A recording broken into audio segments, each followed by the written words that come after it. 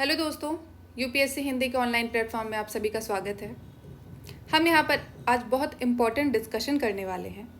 तो ये discussion based है, अभी रिसेंटली आपने अर्शदीप सिंह जी जो हमारे इंडियन क्रिकेटर हैं, इनकी थोड़ी परफॉर्मेंस में इंडिया पाकिस्तान के मैच के टाइम पे आप जानते होंगे कि इन्होंने एक कैच छोड़ दिया था। तो उसके बाद से कुछ इनके बारे में विकिपीडिया पे इंफॉर्मेशन जो थी उसको चेंज करके खालिस्तान वर्ड का यूज़ किया गया है।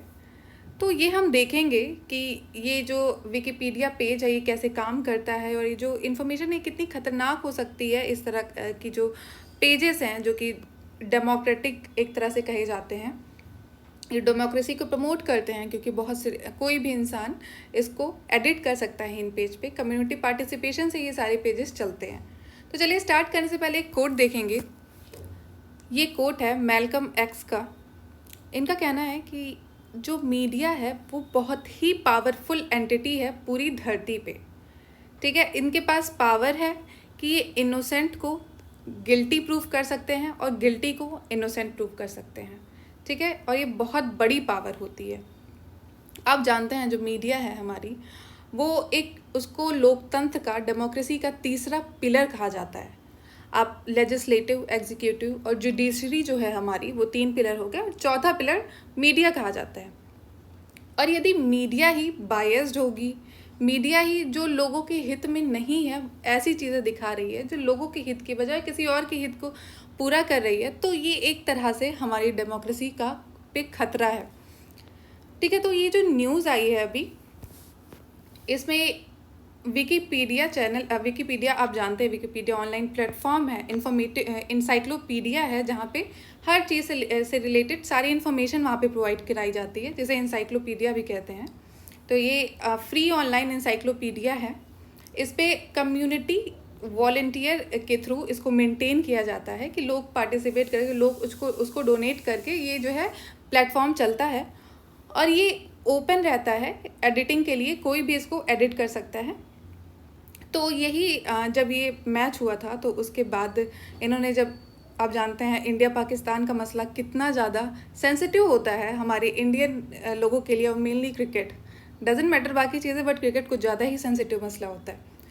तो उसके बाद से ये अर्शदीप जी हैं, उनके बारे में जो ये इन्फॉर्मेशन थी विकिपीडिया पे, इसको चेंज कर दिया गया है। तो ये देख रहे हैं, फिर उसके ये जो इन्फॉर्मेशन चेंज की गई उसके बाद से बाकी भी और लोगों का, जैसे आप हमारे फेमस क्रिकेटर हरभजन सिंह हैं, इन्होंने जो है क्रिटिसाइज़ करते हुए इस चीज़ को नकारा है और इनको सपोर्ट किया है अर्शदीप सिंह को कि इनके बारे में ऐसा ना कहा जाए। और हमारी इंडियन ऑफिशियल्स ने भी विकिपीडिया से संपर्क किया है और ताकि वो जो इन्फॉर्मेशन है उसको हटाया जा सके। तो ये बात हो गई जो न्यूज़ थी। तो देखिए, आप अगर देखा जाए हमारा जो इंडिया है, यहाँ पे टेलीफोनिक सब्सक्राइबर जो इस वक्त, अगर मार्च 22 की बात करें, ये ट्राई का डेटा है, ये बताता है कि करीब 1,166 मिलियन लोग जो है अभी यूज़ कर रहे हैं इंटरनेट। समझ रहे 133 करोड़ देशवासियों में से करीब 116 के अराउंड देशवासी जो हैं वो इंटरनेट का यूज़ करते हैं। तो हमारे इंडिया में जो है सेकंड नंबर पे आती है इंटरनेट यूज़र में, अगर देखा जाए चाइना फर्स्ट नंबर पे आती है, उसके बाद इंडिया में यूज़र है। तो इतनी बड़ी जो जनसंख्या है जो इंटरनेट का यूज़ करती है, तो इसको प्रॉपर किसी तरह से रेगुलेट नहीं किया जा रहा है। तो इसके बहुत सारे फ़ायदे हैं, बहुत सारे नुकसान भी हैं। फ़ायदे नुकसान हम बहुत सारे जानते हैं। तो ये जो अभी ये जो विकिपीडिया चैनल है, विकिपीडिया आप जानते हैं कि इसमें जो भी इंफॉर्मेशन होती है वो खुद लोग एडिट करके ही उसको प्रोवाइड कराते हैं। तो ये इसके कुछ पॉजिटिव अगर देखें तो एक तरह से आप समझ रहे हैं लोकतंत्रीकरण हो रहा है नॉलेज का। ठीक है, और कोई भी जो है इन्फॉर्मेशन को एडिट करने के लिए एक्सेस है। अगर मान लिया समय के साथ से इन्फॉर्मेशन चेंज होती है, लोग उसको एडिट कर देते हैं। तो ये बात रही विकिपीडिया की जो पॉजिटिव चीज़ें हैं उसकी बात। और वहीं नेगेटिव देखा जाए तो देखिए, जो भी लोग उसको एडिट कर रहे हैं उसमें से कुछ ऐसे भी लोग हो सकते हैं जिनकी जो आइडियोलॉजी हो वो थोड़ी डिफरेंट हो बाकी लोगों से। हो सकता है उनका कोई पर्टिकुलर मोटिव हो, उसके लिए उस प्लेटफॉर्म का वो यूज़ करें।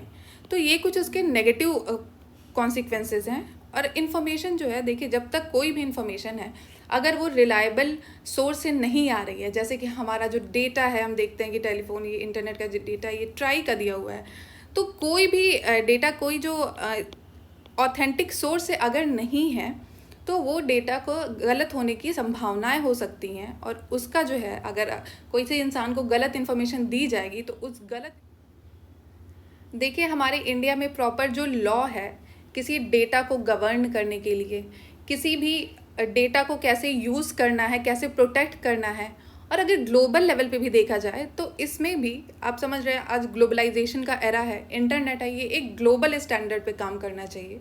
और हर एक कंट्री, जैसे ये जो कंपनीज हो गई, फेसबुक हो गई, ट्विटर हो गई, ये पूरे वर्ल्ड में बहुत सारी कंट्रीज़ में काम करती हैं, ठीक है। तो ये बहुत सारी कंट्रीज़ में काम करती हैं, तो इनके ये जो गवर्न की जाती हैं ये अलग अलग कंट्रीज़ के लॉ के अकॉर्डिंग गवर्न की जाती हैं।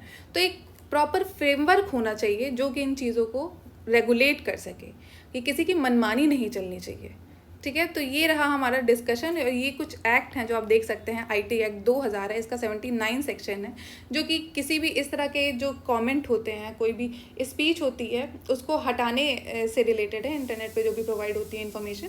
और फिर उसके बाद हम देखें information IT act, intermediate guideline and digital media ethics code. ये कुछ एथिकल कोड का पालन करना चाहिए लोगों को, और जो भी कंपनीज़ हैं उनको, तो ये उससे रिलेटेड है। फिर उसके बाद IT रूल 2021। तो कुछ लॉज हैं इंडिया में जो गवर्न करते हैं अभी प्रॉपर, जैसे आप जान रहे हैं डेटा प्रोटेक्शन जो लॉ है वो काफ़ी समय से चल रहा है न्यूज़ में, लेकिन अभी तक उसको प्रॉपर जो है लॉ में कन्वर्ट नहीं किया गया है। तो इस तरह से एक फ्रेमवर्क होना चाहिए जिसके अंतर्गत सारी कंपनी, सारी जो ये डेटा है उसको गवर्न किया जाए, लोगों को जस्टिस मिले।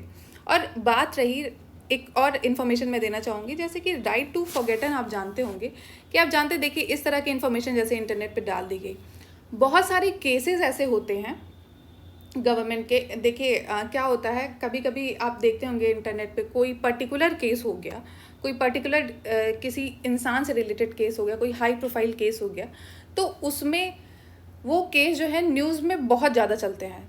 और ऐसे केसेस में आप जानते हैं हमारी मीडिया बहुत ज़्यादा माहिर है मीडिया ट्रायल करने में, ठीक है। और मीडिया ट्रायल में क्या होता है कि मीडिया ने अपने हिसाब से ही लोगों को, 2-4 लोगों को बुलाया, उन्होंने ओपिनियन बताया, उसके अकॉर्डिंग उन्होंने ये बोल दिया कि ये बंदा गिल्टी है। ये एक, इसे कहते हैं मीडिया ट्रायल, की हमारे पास ऑलरेडी जुडिशरी है, ये मीडिया का काम नहीं है। वो मेन पर्पज़ होता है किसी की जो पर्टिकुलर कोई बंदा है, उनकी जो इमेज है, पब्लिक इमेज है, वो ख़राब हो जाती है, और आगे चल के उनको अपनी पर्सनल लाइफ में, प्रोफेशनल लाइफ में बहुत सारी दिक्कतें झेलनी पड़ती हैं। इवन आफ्टर, हो सकता है वो बंदा जो है, कुछ लोग उसमें से कल्प्रिट होते हैं, कुछ लोग हाँ गलती करते हैं, उनके उसके बाद उनको सज़ा भी मिलती है, लेकिन कुछ लोग जो पूरे प्रोसीजर के बाद से गिल्टी जो उनका होता है वो बेगुनाह साबित हो जाते हैं, उसके बाद भी उनको अपनी पूरी लाइफ ये चीज़ें फेस करनी पड़ती हैं। तो सुप्रीम कोर्ट का एक था right to be forgotten. Right to be forgotten के अंतर्गत जो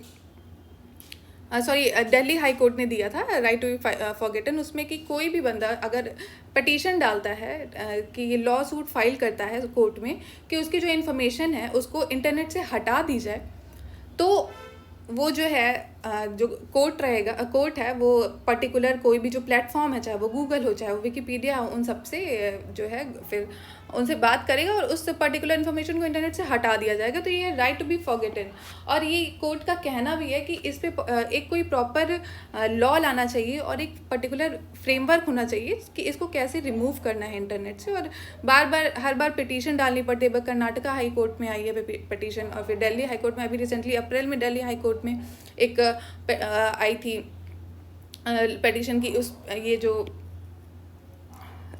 एक लॉ है उसको रिमूव करना है, मतलब एक इन्फॉर्मेशन किसी बंदे की थी, उनकी लाइफ से रिलेटेड, उनकी मैरिड लाइफ में कुछ दिक्कतें थी, तो उस पर जो इन्फॉर्मेशन इंटरनेट पर पड़ी थी तो ये कहा गया था कि उसको रिमूव करिए। तो ये बहुत सारी चीज़ें हो गई। आपको राइट टू बी फॉरगेटन ध्यान रखना है, आप इसमें यूज़ कर सकते हैं। तो thank you so much for watching. जय हिंद, जय भारत।